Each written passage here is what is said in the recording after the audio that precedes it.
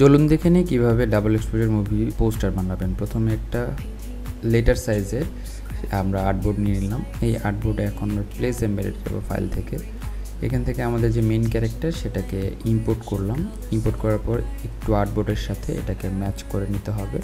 কোন অংশ আপনি দেখাতে চান সেই অংশটা। এটাকে যেটা করব সেটা হচ্ছে আমরা রাস্টারাইজ করব। এরপর আবার প্লেস এমবেডে যাব। এরপর আমরা আরেকটা সিনারি নিয়ে আসবো যেটা কিনা মাঝখান দিয়ে দেখা যাবে। এটাকে আমরা লাইটেনিং অথবা স্ক্রিন করলাম। ব্লেন্ডিং মোড লাইটেনিং রাখাটা ভালো।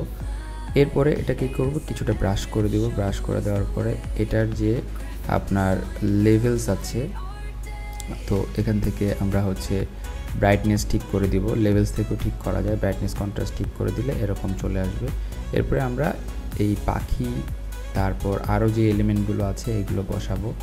তাহলে আমাদের হয়ে গেল double exposure movie poster effect.